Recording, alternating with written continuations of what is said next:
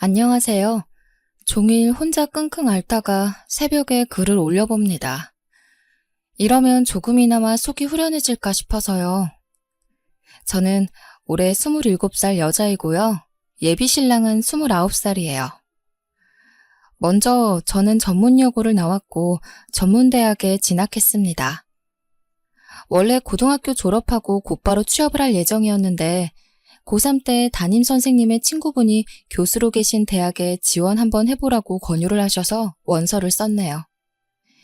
2년간 장학금을 받으면서 전문대를 다녔고 다행히 졸업 후에 바로 취업이 되었어요. 처음에는 중소기업 경리로 취직이 되었는데 몇 년이라도 차근차근 적금 붓고 부모님 용돈도 드리고 했어요. 한 3년 지나니 왠지 일 욕심이 생겨서 더 좋은 직장으로 가고 싶더라고요. 그때부터 직장을 그만두고 온갖 자격증을 준비했고 근처 영어학원도 등록했습니다. 나름 자기계발 삼아서 원 없이 공부했더니 전보다 더 좋은 직장으로 취직이 되었습니다. 그곳에서 일하다가 지금의 남자친구를 만났습니다. 저와는 다르게 남자친구는 명문고를 졸업했어요.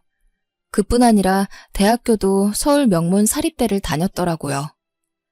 대학교를 졸업하고 지금의 직장에 한 번에 취직돼서 저를 만난 거였어요. 좋은 학벌처럼 집안에 돈도 많은 것 같더라고요. 남친은 스스로 말하길 어디 가서 기죽어 본 적이 없대요. 본인 말로는 아버님이 개인 사업 하시는데 재정이 탄탄하시고 어머님도 주식을 잘하셔서 어머님 개인 재산도 많다고 그러더라고요. 저야 남의 돈이니까 상관없는 일이지만 그래도 연애하는데 기가 죽는 건 어쩔 수가 없더라고요.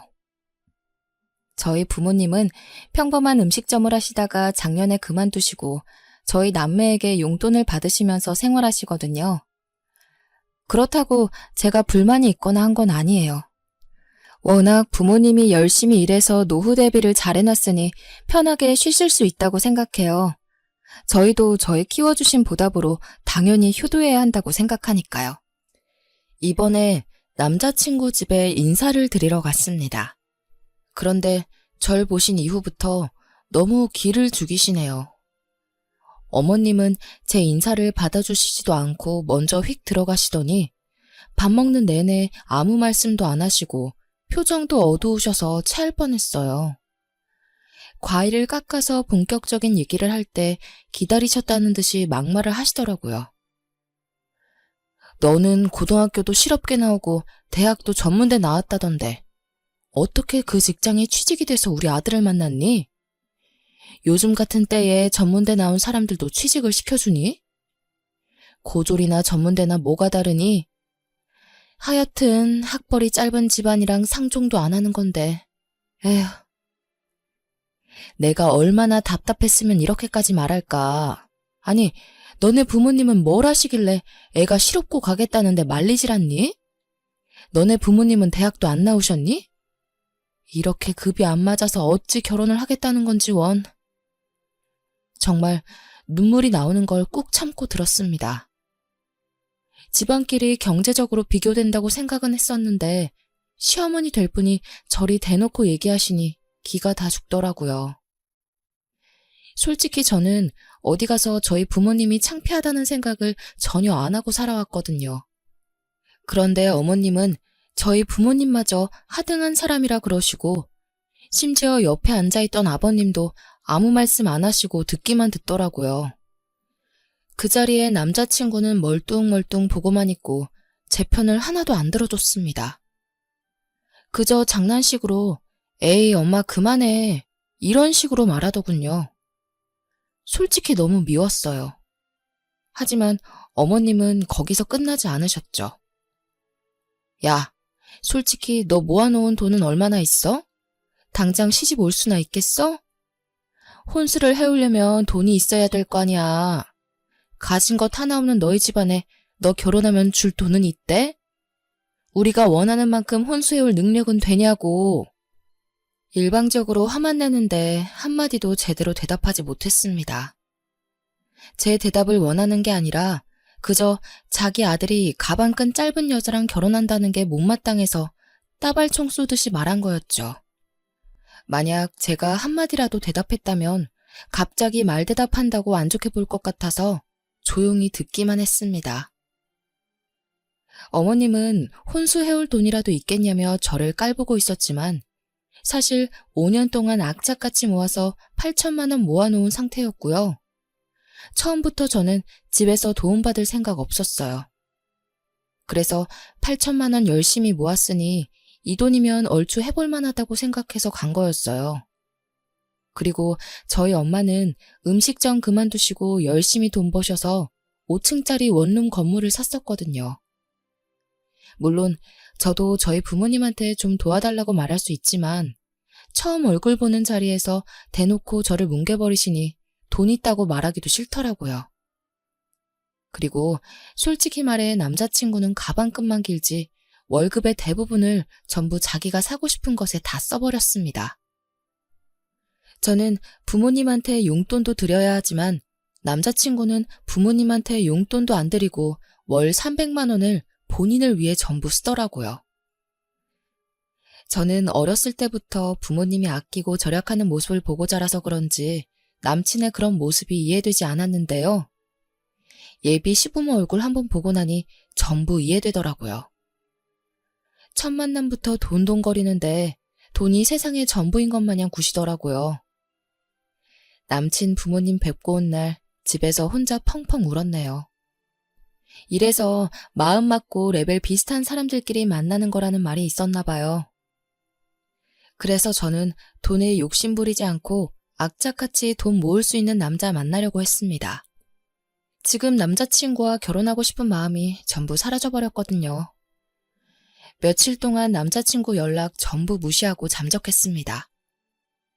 곰곰이 생각해도 이 남자랑은 도저히 안 되겠다 싶어서 제가 먼저 만나자고 연락했습니다. 남자친구는 보자마자 왜 전화를 안 받았냐고 말하더라고요. 자기야, 왜 내 연락 다 씹었어? 설마 우리 엄마가 한 말 때문에 상처받아서 그런 거야? 그런 거면 나 너무 실망인데? 어른이 한 말인데 벌써부터 서운해하고 그러면 안 되지. 자기 때문에 엄마한테도 한 소리 듣고 일할 때 집중도 안 되더라. 아, 그랬어? 나 때문에 힘들었구나. 참 미안하네. 그런데 난 오빠랑 결혼 안 해. 오빠 부모님들 참 보통 아니더라. 돈 없다고 학벌 낮다고 사람 무시하는데 그게 무슨 어른이야?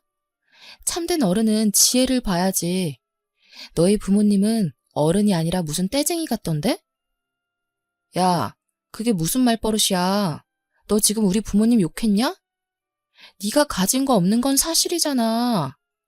툭 까놓고 말하면 우리 엄마가 틀린 말 했냐? 엄마가 나 잘 살았으면 하는 마음에서 말한 건데 넌 여친이나 돼서 그거 하나 이해 못 해주냐? 아, 그래서 네가 그렇게 조용히 있었구나? 그럼 너네 엄마가 하는 말이 다 맞다고 생각한 거고? 내가 너랑 결혼을 아직 안 해서 정말 다행이다. 내가 너랑 결혼했어봐. 아주 거지 집안의 며느리 데리고 왔다고 시집살이 시킬 게 뻔한데. 그치? 난 너네 부모님 같이 돈돈거리는 집안에 들어갈 생각 없어. 돈은 있다가도 없는 거지. 그리고 돈을 잘 벌면 뭐해? 모을 줄도 알아야지. 돈 하나 못 모으면서 말이 많아. 너 말 다 했어? 야, 내가 뭘 돈을 못 모아. 그리고 너네 집 거지 맞잖아. 어딜 돈도 없으면서. 우리 집이랑 결혼하면 너만 좋은 일 될 거 뻔한데 어딜 나대. 내가 돈을 못 모아도 우리 엄마가 다 도와줄 텐데 내가 왜 돈을 모으냐? 아, 너네 부모는 도와줄 돈도 없지 참. 내가 또 무시했네 널? 웃기고 있네. 나 너보다 돈 많아. 그리고 내가 너 이럴까봐 말해주는데 5년 동안 악착같이 모아서 내 수중에 현금 8천만 원 있고 몰랐나 본데 우리 부모님 건물주셔. 건물 월세 받으면서 편하게 살고 계시다고. 너가 그렇게 무시할 만한 그런 분들 아니야. 넌 나이 먹어서도 너네 부모님 등골 빼먹으면서 편하게 살아. 난 우리 부모님 호강시켜 줄 테니까. 이렇게 남자친구에게 끝을 말하고 왔네요. 며칠 동안 잠잠하더니 갑자기 문자로 연락이 왔더라고요. 내가 생각해봤는데 우리 엄마가 말이 좀 심한 것 같아. 엄마도 반성하고 있고. 너네 엄마 건물주인 거 왜 말 안 했어? 나 좀 서운하다. 엄마도 왜 그런 걸 말 안 했냐면서 재산은 미리 말해줬으면 이런 일 없었을 거라고 하시네. 참나, 어이가 없더군요. 돈 있다고 하니 그제서야 태도가 달라진 거 있죠? 그동안 내가 당한 게 있는데 이대로 못 물러나겠다 싶더라고요. 그래서 다시 한번 그쪽 부모님을 만나고 싶다고 약속을 잡았습니다. 남친은 잘 생각했다면서 그 주 주말에 얼른 만나자고 하더군요. 집에 들어가자마자 어머님 얼굴에 웃음꽃이 폈더군요. 사람이 어떻게 며칠 만에 태도가 달라지는지 꼭 이중인격자 같았어요. 그러면서 저번엔 자기가 말실수했다면서 깊게 생각하지 말라고 하더군요. 과일까지 깎아서 내오셨길래 바로 말했습니다. 어머님, 죄송하지만 저 이렇게 수준 떨어지는 집안이랑 결혼 못하겠어요. 듣고 싶은 말이 아니라서 어쩌죠? 그런데 당신네 집안 정말 구역질 나요. 저는 돈을 빨리 벌고 싶어서 전문대 나온 거지. 남들 4년제 대학교 다니면서 부모님 등골 빼먹는 애들보다 제가 모자란 것 없다고 생각하거든요? 그런데 저번에 어머님 뭐라고 하셨죠? 설마 다 까먹은 건 아니죠? 이게 지금 어따 대고 뭐? 구역질나?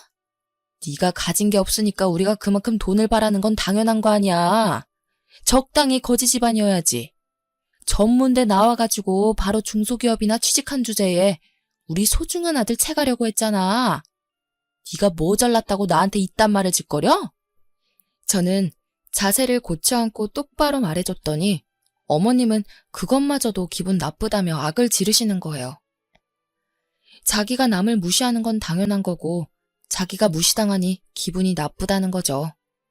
그래서 제가 차근차근 말씀드렸어요.